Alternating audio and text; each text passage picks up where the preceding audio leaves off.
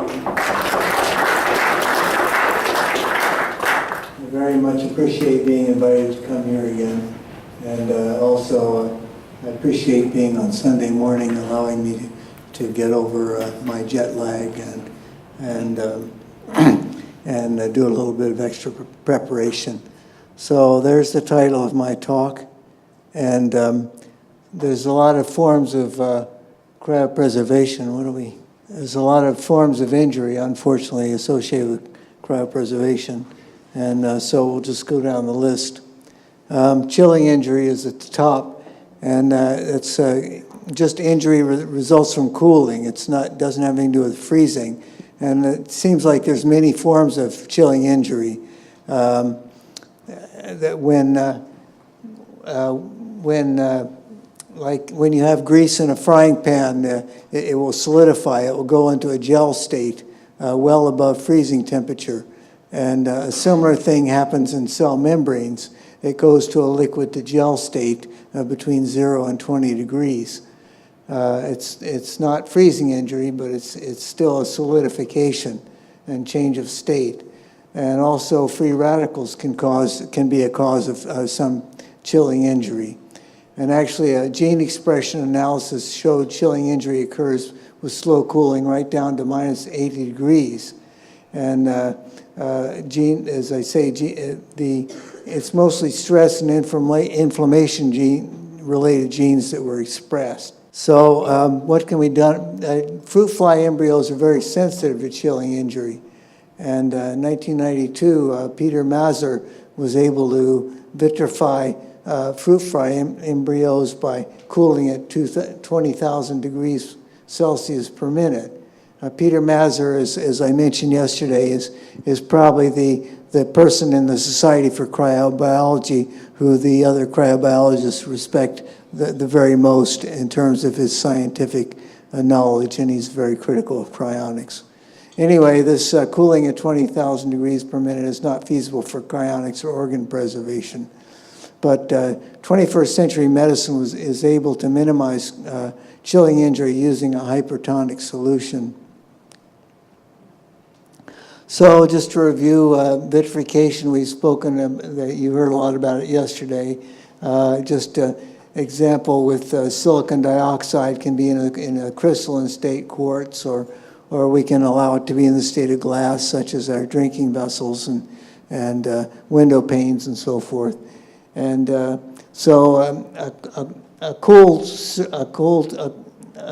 vitrification is like a cooled syrup that gets more and more viscous until it turns into a solid state, like glass blowing.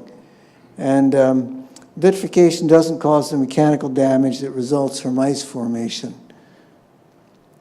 And to avoid ice formation, we use cryoprotectants, antifreeze, like you use in your automobile, but more medical grade. And we reduce ice formation by means of hydrogen bonding and colligative action.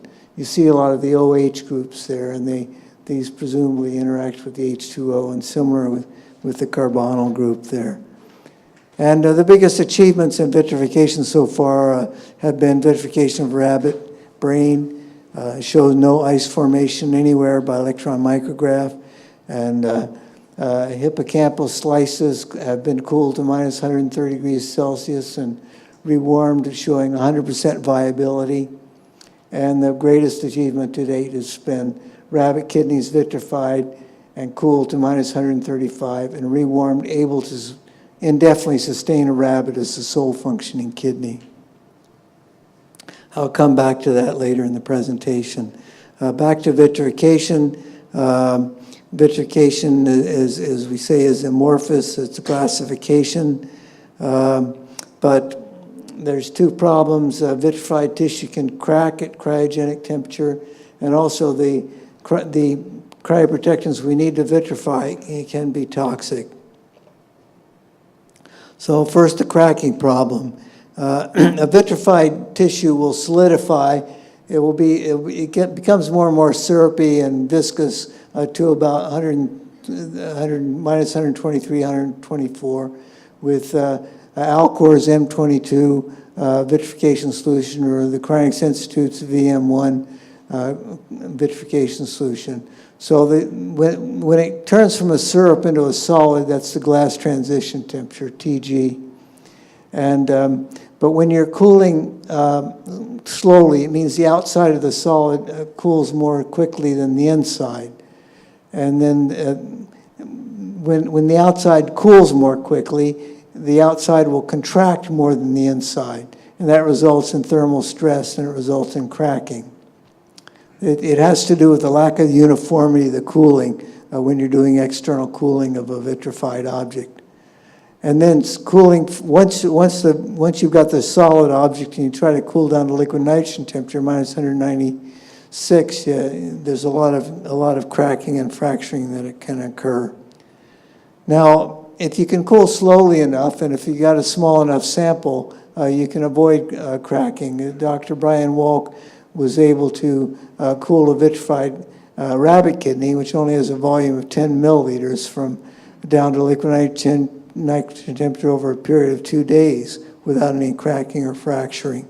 But a large sample could take years or decades to cool, a large sample like a human cryonics patient, to avoid cracking. And we really don't know how long it would take. Nobody's been able to make the effort to try to do it. And so intermediate temperature storage is one suggestion to avoid cracking. We cool to just below the glass transition temperature and try to hold at that intermediate temperature rather than going all the way down to liquid nitrogen temperature. Now, I said here to avoid both intermediate temperature storage, to try to eliminate both cracking and ice nuclei. So let's talk a bit about ice nuclei a second. If you have absolutely pure water, it will not freeze above minus 40 degrees Celsius, which seems very counterintuitive, but that's the way it is. Nucleating agents are required for ice to form. And the reason why we think ice, the freezing temperature is close to the melting temperature of 0 degrees Celsius is because there are plenty of nucleating agents all over the environment. Silver dioxide has a structure similar to ice, and that can be used as a nucleating agent. And that can seen rain clouds and cause nucleation at minus 5 degrees Celsius. There's no nucleation that occurs at minus 140 degrees, but you have to get down to minus 140 degrees to avoid nucleation altogether. And nucleation is the highest at glass transition temperature. And ice growth is highest at minus 70. So in graphical form, we see this is a typical scenario. If you've got a vitrified sample, say with M22 Alcor solution, you cool down. There's no problem here because there's no ice nuclei, and then you get down here, and the nuclei start forming at minus 100. The formation is highest at glass transition temperature, and then about minus 135 it ceases, and minus 140 you're safe. There's no more nuclei being formed. So 21st century medicine has been doing experiments by vitrifying whole pigs, which are maybe comparable in size to a human. And so they'll do slow cooling to minus 140, and they can avoid any fractures in the brain of the vitrified pigs. But a pig brain is smaller than a human brain, so I'm doubtful that a human brain could get down to minus 140. And body fracturing begins between minus 130 and minus 135. So can we avoid ice nuclei above minus 140? So there's actually still a controversy going on at 21st century medicine as to what the best intermediate temperature storage temperature should be, minus 130 or minus 140 or something in between. We want to avoid both cracking and the ice nuclei. So we're between a rock and a hard place, it seems like. And this is applicable both for storage of organs, which is what kidneys in particular, which is what 21st century medicine is trying to do, or of course what temperature we would store cryonics patients at. So if cryoprotectants were non-toxic, we could use them in plenty of quantity and there'd be no ice nuclei. But vitrification is a balancing act between using the minimum amount of cryoprotectant required to vitrify without and not get ice nuclei or ice without risking too much toxicity. So one possible solution to this conundrum is cold helium gas. A company called Aragos Biomedical is using cold helium gas to vitrify transplantable organs. The cold helium gas is pumped through the blood vessels. They eliminate the blood and they pump the cold helium gas through. And that gives you internal cooling instead of the external cooling that results in cracking. And they've actually succeeded in cooling a pig kidney, which is about the same size as a human kidney, to minus 185 degrees Celsius without cracking. And they believe that at 20 atmospheres pressure, if they had the kidney under pressure, they could cool 100 times faster than that. Now, fast cooling reduces the cryoprotectant exposure time, so allows no time for ice nuclei to form. And also, you could actually use less worry about toxicity if you're able to cool faster. The slower your cooling time, the more toxicity can be a problem. I guess a big concern is will the cells in the blood lining the blood vessels be damaged by this process, and that remains to be seen whether we can rewarm the kidneys and have them actually be viable. I guess yesterday there was some gas embolism problem suggested, so there's no end of problems. And there's our graph again. And just as saying that if we can cool quickly, then we can, anyway, if we can cool quickly through this whole zone, we don't get any ice nucleation. We can avoid the ice nucleation. There's another thing, another way. There's also the issue of warming. If we warm quickly, we can get through this region without ice growth. And actually, Dr. Brian Wolker, 21st Century Medicine, has developed radiofrequency rewarming for kidneys. At 27.5 megahertz, he's able to rewarm at 200 degrees Celsius per minute at minus 70 degrees. So we can prevent the ice growth in kidneys, at least for kidneys, at 200 degrees Celsius, not necessarily for larger objects at this warming temperature. But it's possible new equipment could achieve 300 degrees Celsius per minute.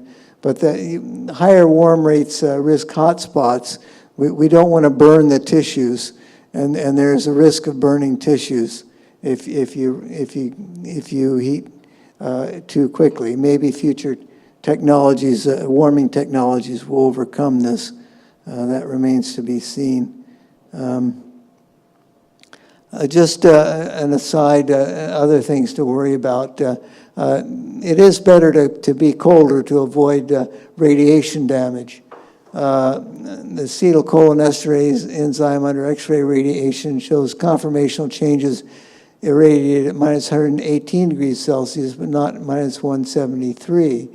And insulin is subjected to X-ray radiation, so it's 4 times as much damage due to disulfide bonds when irradiated at minus 173 degrees Celsius compared to minus 223.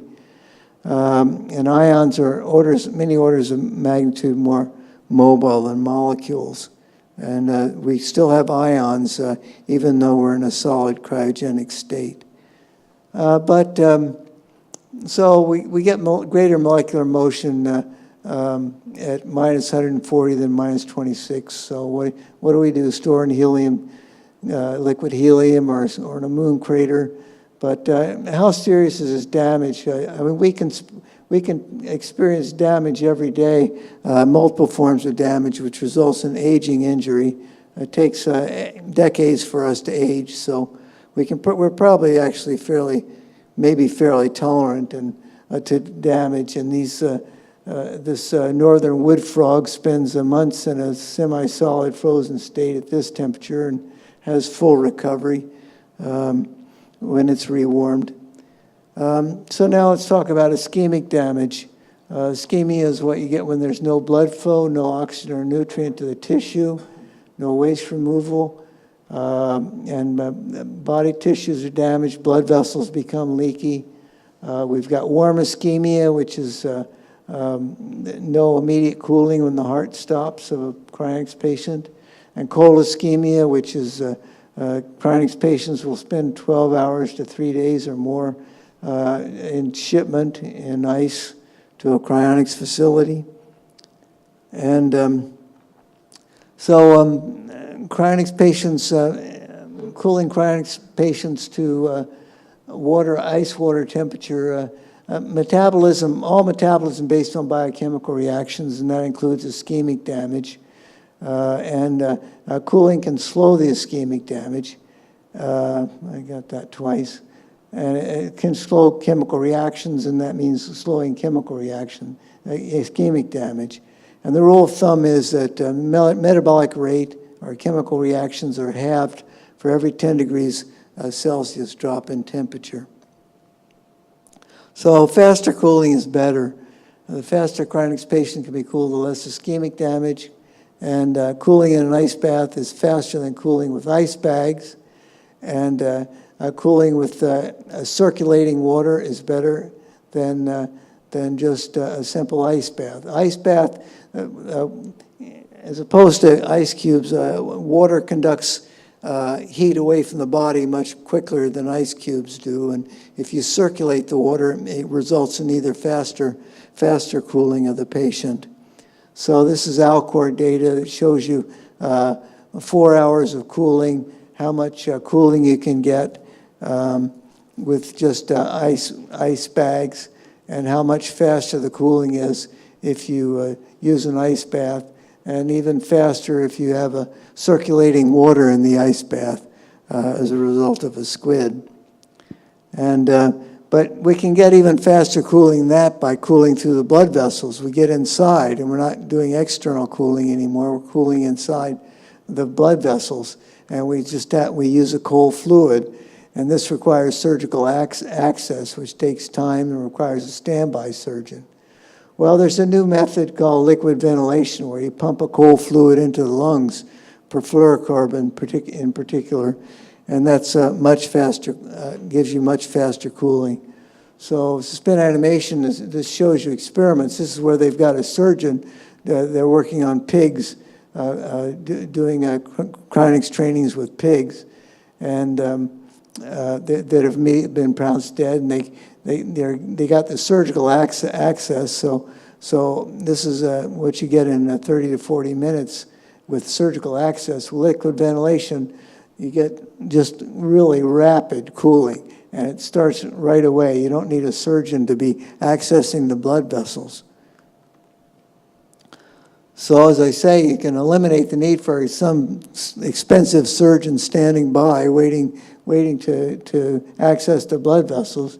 But unfortunately, the liquid ventilation equipment that we've had so far has been fragile, and every time they've tried to airship it in a cryonics case, it gets busted by rough handling in the airports. And so they've hired engineers to try to make this equipment more rugged and withstand the rough handling. Now, perfusion after cold ischemia. As I mentioned, the cryonics patients often spend 24 to 48 hours or more in ice water, at ice water temperature during shipment to a cryonics facility. So all this time spent in ice water temperature leads to this extended cold ischemic damage. So when I was president of the Cryonics Institute, I had Ashwin and Shauna DeWolf of Advanced Neurobiosciences, A and B, try to find a perfusion solution that would be better than VM1, the CI's vitrification solution for cold ischemia. So they came up with a solution tentatively called VM2 that would increase perfusion and reduce ice formation after both 24 and 48 hours. cold ischemia. So I thought that was great. I was ready to use it on our CI patients, but Ashwin didn't want to, and I was under a lot of political pressure not to be experimenting with our patients. So Ashwin insisted on validating these results with electron microscopy, but the electron microscopy gave extremely contradictory results. It's like trying to watch a baseball game through a microscope. What you see, it depends on where you're looking. You could be looking at the pitcher's eyelashes or the catcher's shoelaces or the blades of grass or whatever. So electron microscopy was not a good tool for validating. So anyway, in 2014, the CI is paying for further work by Ashwin and Shana to validate VM2. And they're going to use electron physiology results. As you may know, we have this long shipping time for people living outside of North America, cryonics patients, and all this cold ischemic damage. So the best thing to do really is to vitrify the patient overseas, locally, and then ship the patient in dry ice. Vitrification solution is actually fairly stable at dry ice temperature, at least over a shipping time of a few days. In January 2010, I shipped some VM1 to the UK, and Alcor has just approved remote vitrification in July 2014. CI's vitrification solution can be made anywhere. The formula is on CI's website. Cryonics UK obtained a chemist to make VM1. In May 2013, Sylvia Sinclair, the wife of British cryonicist Alan Sinclair, was perfused with VM1 by Cryonics UK, shipped in dry ice for CI for further cooling to liquid nitrogen temperature. So I mentioned before the greatest vitrification achievement to date has been a rabbit kidney vitrified and cooled to minus 135 and rewarmed, able to sustain a rabbit as a sole functioning kidney. Now this result was published in 2009, but actually the experiment was performed in 2003, and it hasn't been replicated since 2003, and it was only one kidney, one rabbit. So, they actually, even though it supported the rabbit, the kidney function was poor. There was a lot of high levels of blood creatinine and so forth, and even though the rabbit was able to survive, it wasn't what you'd like. So where have we gotten in the last decade? Well, what was the problem? The 21st century medicine moved to a new building. That was a disruption which lasted up to a year. The manufacture of hydroxyethyl starch, which was an essential ingredient, stopped making the product. There were other HES brands available, but they didn't work. The rabbit surgeon they had at 21st century had left, and they had trouble finding a replacement surgeon. And the 21st century, part of moving into this new building was so that, because the funders of 21st century wanted them to work on a whole body vitrification, so they had to turn their energy to that. So all these delays have created a problem, but they've got an HES replacement now, and they've got a new rabbit surgeon. The biggest problem, it turned out, as far as the kidney damage, was the ice formation or rewarming of the inner medulla. Now, I mentioned Brian Wolk has developed radiofrequency rewarming, which will mitigate some of that damage. But part of the problem is the blood flow is very uneven in the kidney. About 90%, you got 90% blood flow is in the kidney cortex, 10% in the outer medulla, and only 1 to 2% in the inner medulla. So how do you perfuse the inner medulla without poisoning the cortex with cryoprotectant toxicity? Well, they've developed a new flow lock perfusion method, and the flow rate remains constant, and as pressure increases, as the viscosity and pressure increases. And the flow lock method is more sensitive and less damaging perfusion method than what they used previously.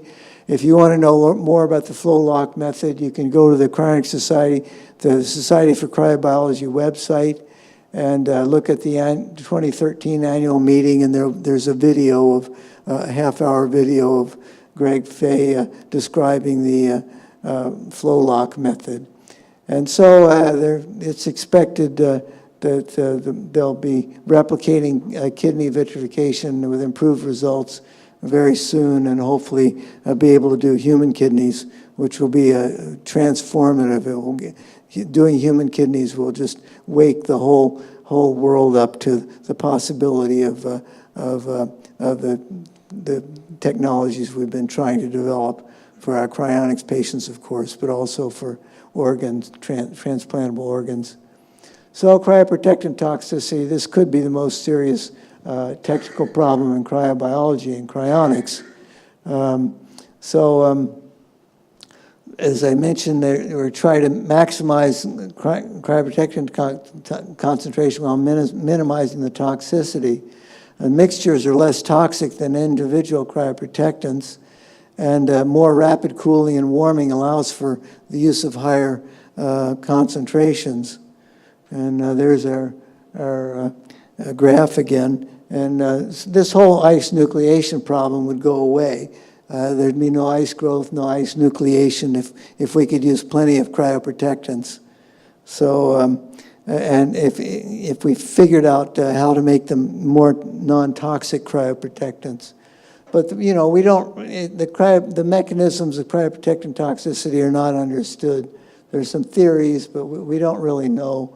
And understanding the causes, if we actually had an understanding what the mechanisms were, that might help us to develop less toxic cryoprotectants. So Dr. Gregory Fay and his colleagues at 21st Century Medicine have developed this QV star hypothesis to explain cryoprotectant toxicity. It's intended to measure the average hydrogen bonding strength of a cryoprotectant agent and water molecules in solution. And by this hypothesis, the more vitrifying capacity a cryoprotectant agent has, the more toxic that CPA will be. But I have doubts about QV star. As I mentioned, the cryoprotectants, the mechanism seems to be based on these hydrogen bonding groups that interfere with the hydrogen bonding that happens between water molecules that results in ice formation. So there's the formula. The Q part of QV star refers to moles of water divided by moles of polar groups in the cryoprotectants. V is the concentration needed to vitrify, and the star part refers to vitrification occurring under standard cooling rate. So the faster cooling assists vitrification. The standard cooling rate is 10 degrees per Celsius. And the way the assay for cell viability that's used is the potassium-sodium ratio. We've got a sodium pump in our cells that use ATP to pump sodium outside of the cells and potassium into the cells.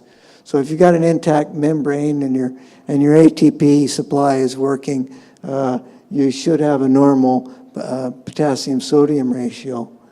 So here's a plot. There's the sodium-potassium ratio plotted against QV star, and this is the line that we get that defines that is used as the indicator of the QV star hypothesis.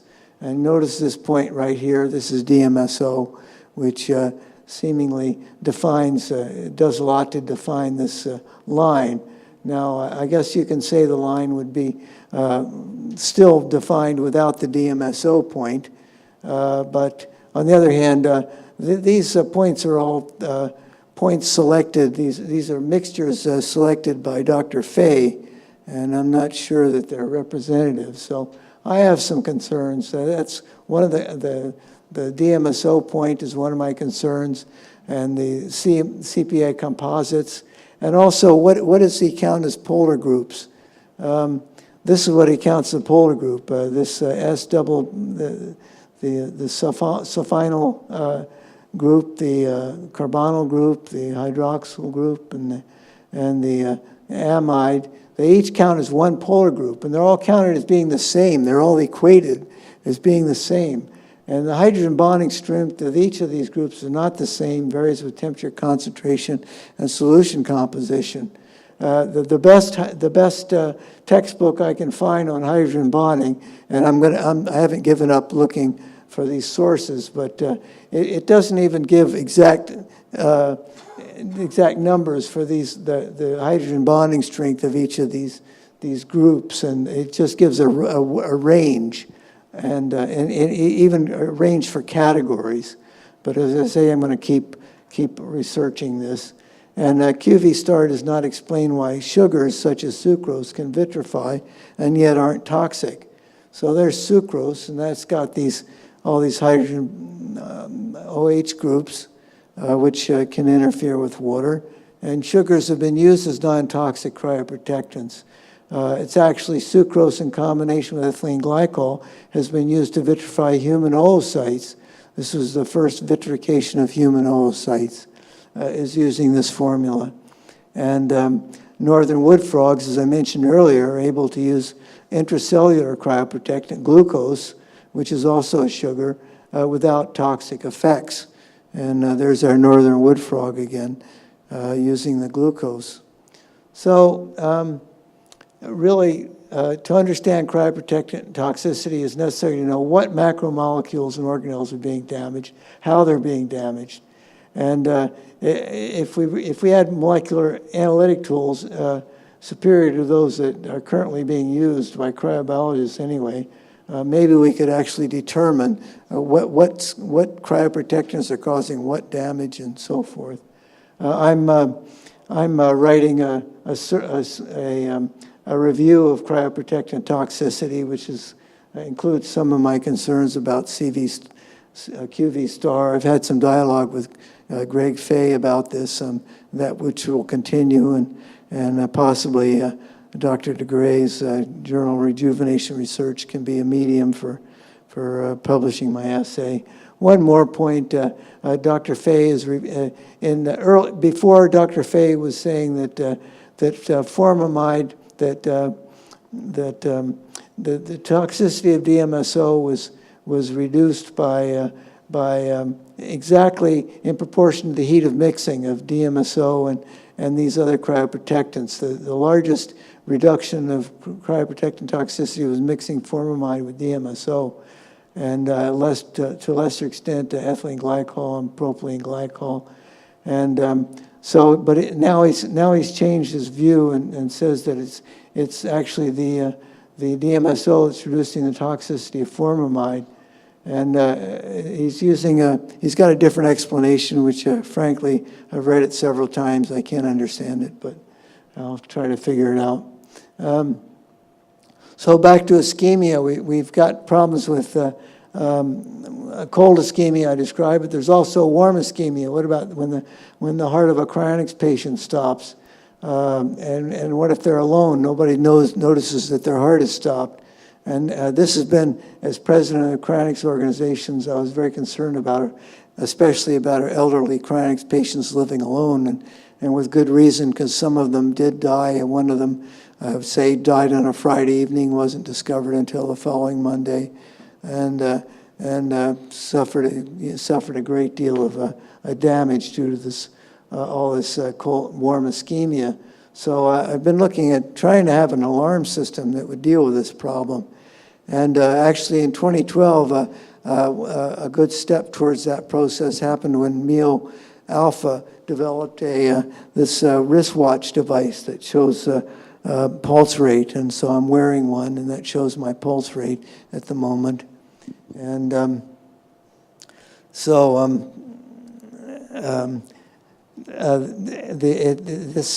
it gives a continuous heart rate monitoring, and when used when communicating with my smartphone, it can give the GPS, and uses Bluetooth power consumption. It's got a 30 to 35 battery life.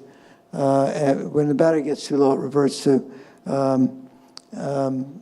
watch function. Here's the cell phone that I would be have used in combination with this device.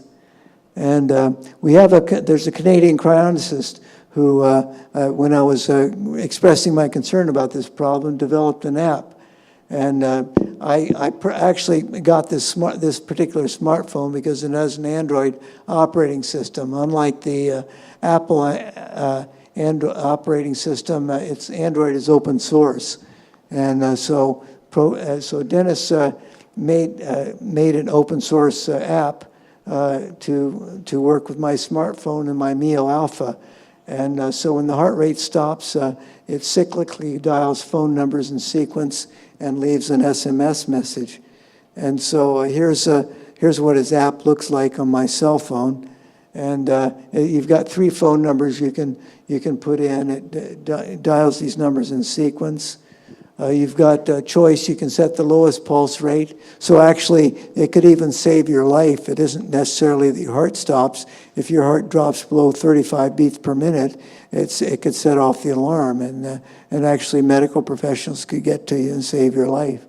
Dennis is, by the way, making this available free. So and maybe as a toy. So hopefully the FDA would not get involved.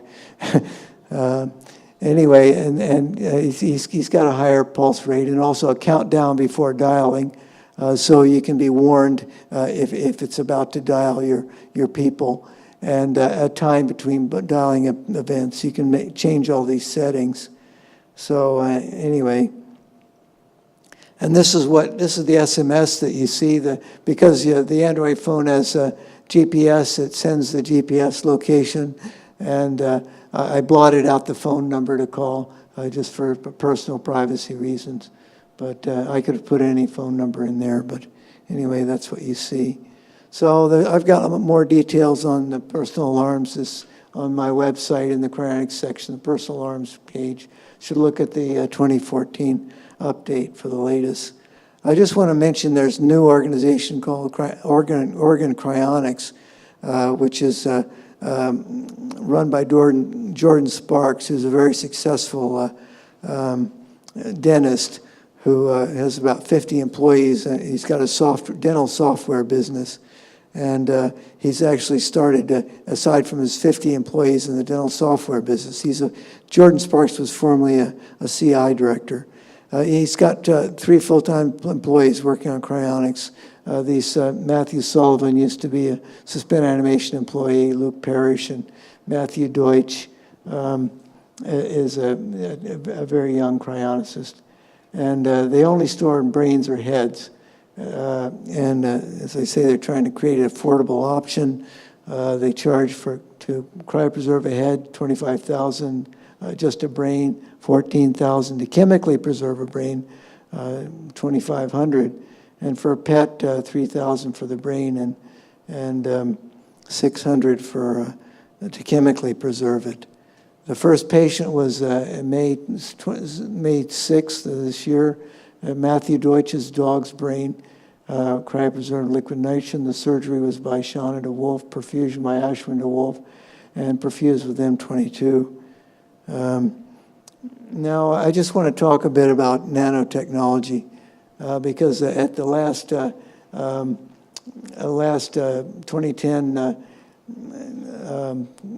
symposium that I attended, I expressed skepticism whether nanotechnology could be done at cryogenic temperatures.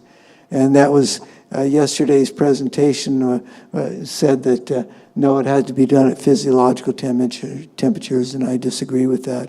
I've since, talking to Ralph Merkel, he persuaded me that yes, you can use nanotechnology at cryogenic temperature and actually would be vastly superior. So I'll just give a brief overview, but all the technical details are were published in Cryonics magazine in July 2013, and that's available free online at the Alcor website. Anyway, this Arrhenius equation says chemical reaction rate declines exponentially with declining temperature, but that's a nanomachine is not a chemical reaction. It's temperature independent. It operates by mechanical movements of the constituent atoms. And and also the molecular structures being repaired will be more stable at cryogenic temperatures than they would be at physiological temperatures. And there's less of a problem with oxygen reactivity. So, the repair at cryogenic temperatures would be like a nano-mining and nano-archaeology. We'd have nanobots preserving, clearing blood vessels, and the blood vessels would become the mining shafts that go through the body. Once you just use conveyor belts and so forth to remove material from the blood vessels, and then these shafts. Then you'd need where there's freezing damage or ischemia, where the blood vessel's been destroyed, you'd have to use artificial shafts, and you'd have to be much more careful when you are digging in areas not in the blood vessels. And then you'd penetrate the shaft walls to repair tissues. So repair or replace, well, obviously we probably need mostly new organs, so we might as well just replace the heart, kidney, liver, all these other organs. And the only thing that really we need to repair rather than replace is the brain. And for the neural patients, we need to get a new body. Organelles, we can replace a lot of these organelles. We have to repair synapses. We want to have the same connections as was in the original, and the same neurotransmitters. And molecules replace proteins, carbohydrates, and fats, DNA. Well, anyway, and as far as rewarming is concerned, the cryoprotectant must be replaced. Perhaps, as I say, with the rapid rewarming methods, we wouldn't need to worry about nuclei formation or ice crystal growth. And repairs of aging and disease could be done at higher temperature, possibly, if that seems suitable, or at cryogenic temperature. And anyway, I think it would be best done at cryogenic temperature. So that's my presentation. Any questions?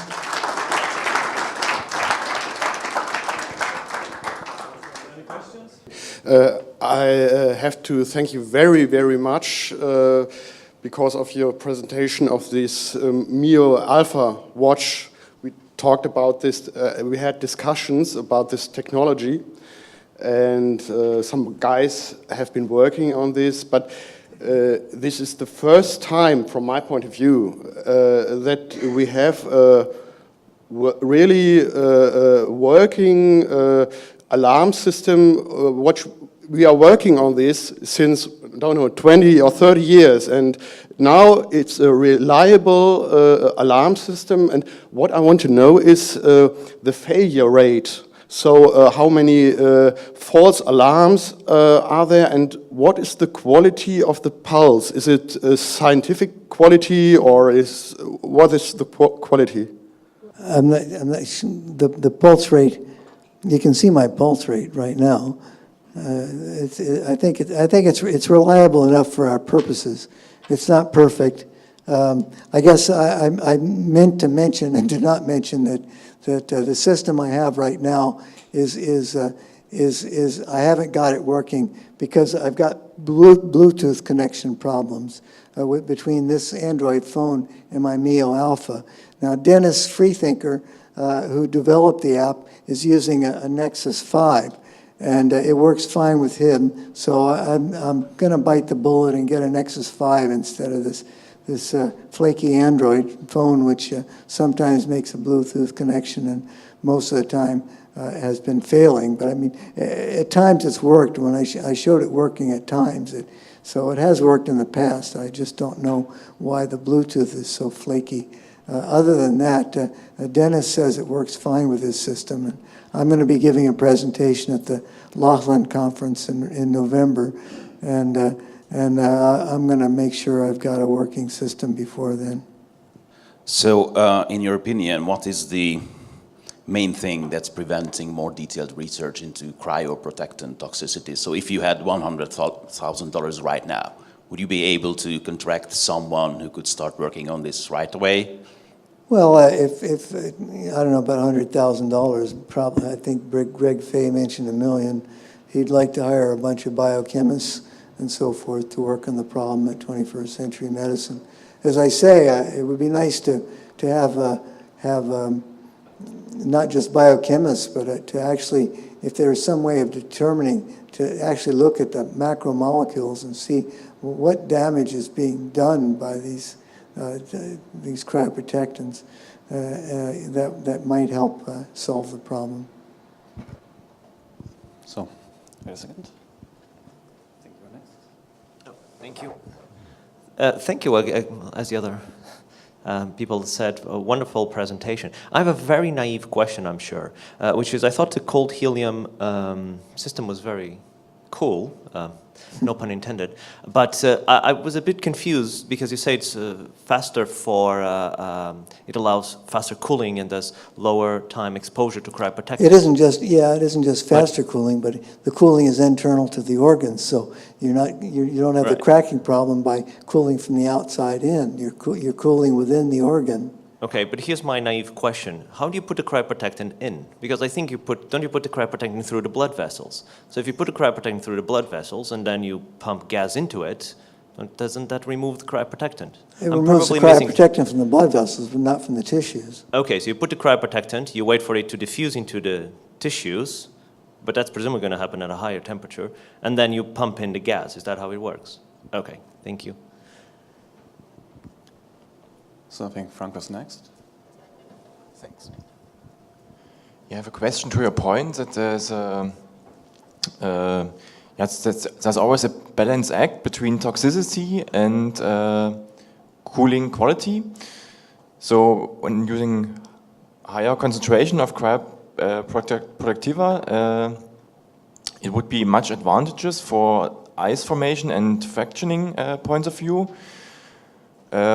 But I mean, the toxicity is mainly a problem, I think, at warm temperatures. So when warming up again, and we have to assume anyway that future technology will get rid of the toxicity. So could one also say we increase the concentration, have a good freezing quality with less ice formation and fractioning, and say the toxicity can be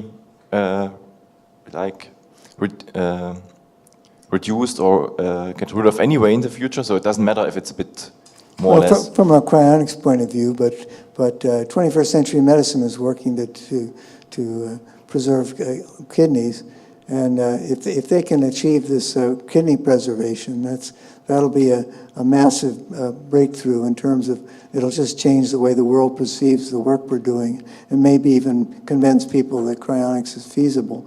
And also, you know, if organ banking it becomes widespread, and also it could save many lives, a lot of, and not just kidneys but hearts and so forth.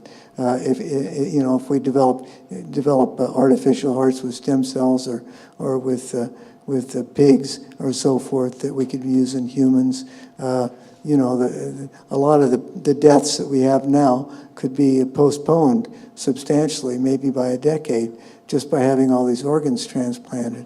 So this is going to certainly arouse public attention and probably bring a lot of large companies with large investments into the field of doing the work that only, this 21st century medicine, a really small fraction of the world, science is working on. As far as removing the cryo, of course, when they do these kidney transplants, vitrify a kidney, they have to wash the cryoprotectant out when they're rewarming before they transplant the kidney back into the rabbit. Thanks, Ben. So maybe one question, yes? If there's someone else. That's right. Thanks. So I have. So you mentioned several examples of in hippocampus slices, the kidney experiment, which seemed to suggest that vitrification then still tissues retain some feasibility and some live cells. But the question is, do you have any idea, if you were to rewarm a human body, would there be any live cells at all with the current state of technology? Or would all be dead in the current state of technology? Well, I don't think, I wouldn't say they'd all be dead. As they say, well, I didn't say, but the brain is actually probably is less damaged than the kidney is. The kidney seems to be more easily damaged. You know, I explained the problem perfusing a kidney, the inner medulla and the outer medulla. The brain is very tolerant, and as I showed the experiment, discussed the experiment with the brain slices. Ashwin de Wolf, I don't know why he's not here. He's supposed to be presenting today, and he's the main man doing cryobiology work with brains, and he's using rat model, and he's not only using slices, but he wants to do he's doing electrophysiology experiments on whole brains of rats, and that's how he's wanting to validate VM2 partially, is by showing that the restoration of electrophysiology, complete electrophysiology of the rat brain after perfusion. Thanks a lot. Another question? Okay, Sebastian, there you go. Ben, you said in passing that you think cryoprotectant toxicity might be the biggest challenge, and you've given us a list. If you had that $1 million, would that be where you would put your money, or where would you put your finger as to what's the biggest technical challenge to Cryonics? Well, it does seem like, I guess putting your money there is based on the assumption that you're going to be able to solve the problem. So that's the big question mark. Certainly, if you could solve the problem, if you were convinced that with enough money you could solve the problem, that would be where the money would go.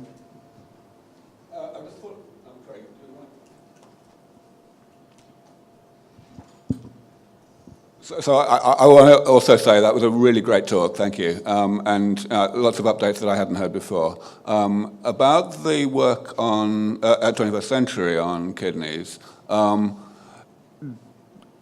certainly agree that it would be a major change in people's attitudes if they could get it to work. But since they're not doing persiflation the way Aragos are, do you think that they're in range of solving the cracking problem well enough, as well as the toxicity problem?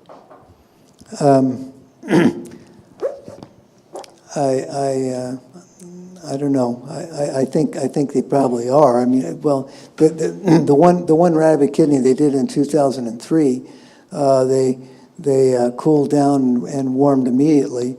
And mainly just for convenience, because the rabbit was still on the table and so forth, and it was just most convenient to transplant the kidney back into the rabbit while the rabbit was still there. So I guess the question would be, how long could you store the kidney? What intermediate temperature storage do you store it at? And as I say, it's still controversy at 21st Century.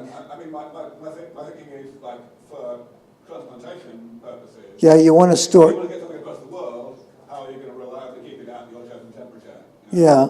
Well, on the other hand, it's also a matter of a trade-off between time. How long. I mean, there's concern about if you're going to be storing for months or years or whatever. The ice nucleation problem might even at an intermediate temperature storage might be worrisome. But on the other hand, if you just need to preserve the kidney, I mean, normally I think transplantable kidneys only last, I don't know, a day at the most, whereas, you want to be able to have them last a bit longer and send them across the world reliably and so forth. And so anyway, I can't really give a definitive answer, but I think they have a good chance of dealing with the problem adequately.